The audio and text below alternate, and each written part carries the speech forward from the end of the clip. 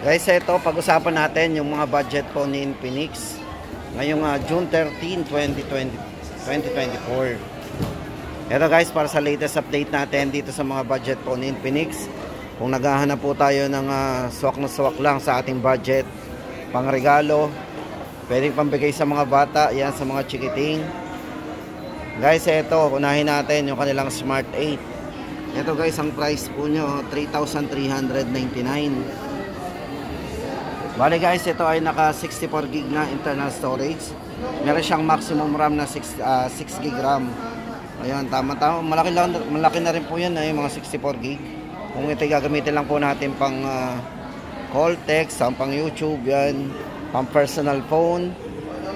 At saka yung mga mahilig sa scatter dyan. Shoutout sa inyo lahat. Guys, ito, bali dito kay Smart 8. Ito ay naka 90 Hz po. Refresh rate para sa kanyang punch hole screen with magic ring display na rin. Then 5,000 mAh battery na naka type C na rin. Pang all day battery na rin po yan. Camera po para sa main camera, naka dual camera po yan, 13 megapixel. At meron siyang ayan, top reliability, 360 degree lab quality tested po yan. At ito guys, meron siyang malakas na volume, 200% volume mode with DTS processing. At meron na rin siyang side fingerprint for at face face pass unlock yan for security.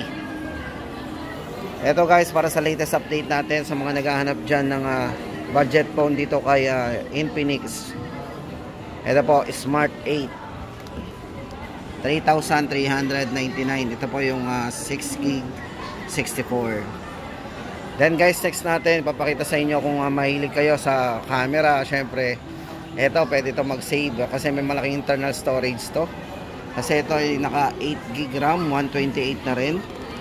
Pero maganda dito guys, ay very affordable pa rin, 3,999. Nag-add lang tayo ng 600. Doble na po internal storage natin. Yan, Smart 8. Isa po ito sa mga best selling po nila o yung hot selling dito kay Infinix pagdating sa mga budget phone.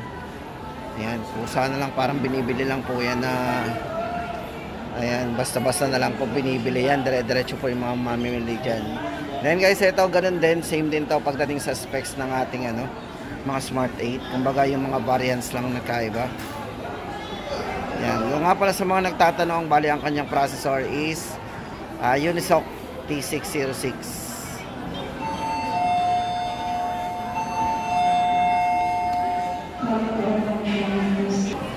Then guys, ito next nating ipapakita sa inyo is yan, Infinix Smart 8 Pro.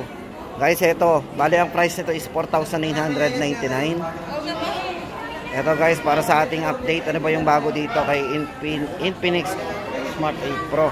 Guys, ito, bali naka 16 gig RAM plus 128 internal storage. Yan. Mas tumaas po yung kanyang camera din, naka 50 megapixel po yan. Yan. Tapos meron siyang mataas na RAM. Yan guys, para sa latest update natin dito kay Smart 8 Pro, 4,999. Ito guys, para sa kanyang chipset, naka Helio G36 po yan, octa-core engine.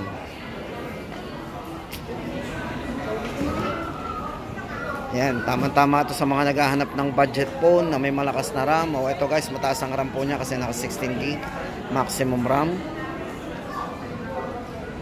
Tapos ito guys, next ipapakita sa inyo yung kanilang Hot 40 series. For Hot 40 series guys, ano bang special dito guys? Kasi dito yan, may tatlong variants po yan. Para po sa kanyang 8 gig RAM o yung may maximum RAM na 8 gig, 4 plus 4 yan, 128 internal storage, 4,499. Guys, ito yung tatlo pong yan ay lahat ay naka 18 watts fast charging. Yan po yung bago sa kanya. Then yung kanyang camera po, ayan. Sa camera po, meron siyang 50 megapixel dual camera. Sa front po ay naka 32 MP. So may mataas siyang selfie camera. Lahat po yan naka 32 MP at naka 50 megapixel. Ayan guys, para sa kanilang variant, ito 8128 4499 para po sa kanyang 16 gig RAM. Ito mas tumaas yung RAM nito, 16128 5299. At kung gusto naman natin guys ng mas mataas na internal storage, naka 16 gig maximum RAM 256, ito po ay 5,999.